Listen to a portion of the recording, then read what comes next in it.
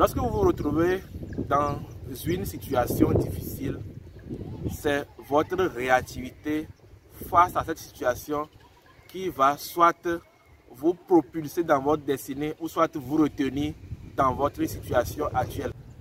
Bonjour, bienvenue sur ma chaîne YouTube Elias Komlan D. Je me nomme, je suis auteur, écrivain, également entrepreneur du e-commerce depuis quelques années.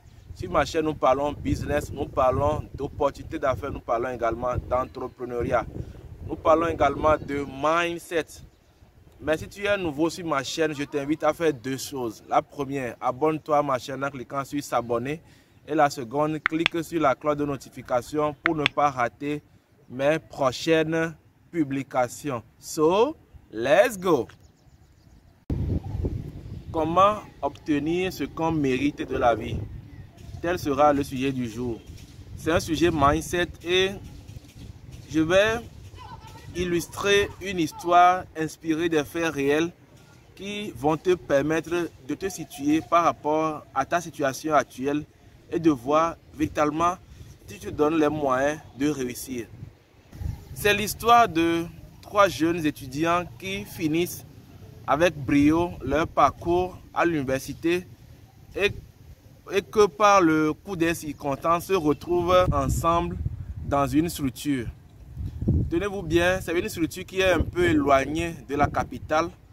Néanmoins, ces trois jeunes-là avaient un background, ils voulaient tous réussir professionnellement, ce qui fait qu'ils ont accepté cette première opportunité qui leur a été offerte afin de pouvoir gagner en expérience et se faire vendre sur le marché professionnel. La première personne est un comptable. La seconde, c'est un juriste. La troisième, c'est un psychologue. Toutes les trois personnes se retrouvent ensemble dans une structure de développement. Et ils étaient payés par une structure étatique. Autrement dit, ils étaient amenés dans cette structure-là afin de gagner en expérience et c'est l'État qui leur payait chaque mois. Lorsque le juriste a commencé le travail, il a vu qu'il n'y avait rien de nouveau qu'il pouvait apprendre et valoriser plus tard sur le marché de l'emploi. C'est pourquoi, après 6 mois, ce dernier demande à ce qu'on l'a fait, ce qui fut fait. Et il se retrouve redéployé dans une autre structure dans la capitale. Suite à cela, il rencontre une Européenne venue d'Europe pour s'imprégner de la culture africaine, servir bénévolement dans cette structure. C'est suite à cela que les deux se rencontraient et une histoire d'amour naquit. Donc, quelque temps après, la blanche repartit dans son pays d'origine et elle va revenir plus tard pour que les deux se marient et repartir l'une après l'autre quelques instants après.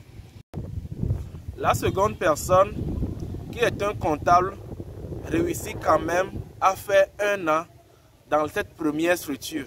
Mais après maintes réflexions, il a décidé de démissionner. Pourquoi? Parce que bien qu'il prenait un salaire qui était régulier d'ailleurs, il a trouvé aussi qu'il ne se trouvait pas dans cette structure-là dans le temps parce qu'il n'y avait rien à faire et il perdait son temps. Ce que lui aussi, il a fini par faire. Il reviendra dans la capitale faire du bénévolat dans un cabinet d'expertise, ce qui lui permettra d'acquérir de l'expérience qu'il recherchait et cela va même lui amener jusqu'à faire un stage gratuit dans une institution bancaire de la place pendant près de 6 mois sans percevoir un seul franc. Et c'est suite à cela qu'il va finir par se faire embaucher dans un cabinet comptable en tant qu'assistant et c'est là qu'il travaille jusqu'à ce jour. Nous allons prendre la troisième personne qui n'est autre que la psychologue qui a quand même fait jusqu'à 4 années sans rien faire dans cette structure-là. Et après ces 4 années, elle se retrouva au chômage. Juste pour vous dire que lorsque vous vous retrouvez dans une même situation avec différentes personnes, vos réactions naturellement diffèrent. Et c'est vos réactions qui vont vous permettre de vous distinguer des autres. Autrement dit, c'est vos réactions-là qui vont vous aider à vous démarquer et à vous aider à vous tailler une place au soleil. Pour ma part, il fut un temps, j'étais contrôleur interne dans une grande structure commerciale de la place, mais au bout de quelques temps, je me rends compte que c'était de la routine. Et lorsque je me projetais dans le temps, je réalise qu'en réalité, ce que je faisais là-bas ne m'était d'aucune utilité professionnellement parlant. J'ai fini par jeter l'éponge. Nous étions nombreux dans ce cas, mais bon nombre ont décidé d'y rester. Je ne leur en veux pas. Néanmoins, quand je vois toutes les opportunités que j'ai eues après avoir quitté cette entreprise commerciale, je me rends réellement compte que cela n'aurait pas été possible si j'étais resté là-bas. Parfois, il faut être audacieux. Parfois, il faut avoir du courage. Parfois, il faut avoir du cran et dire qu'on mérite mieux. Même s'il faut parfois se jeter à l'eau sans savoir à quel sens se vouer, il faut le faire. Parce que lorsque vous voulez quelque chose et que vous savez où vous voulez aller, l'univers tout entier conspire à faire réaliser votre vœu. Vous vous retrouvez dans une situation difficile, c'est votre réactivité face à cette situation qui va soit vous propulser dans votre destinée ou soit vous retenir dans votre situation actuelle.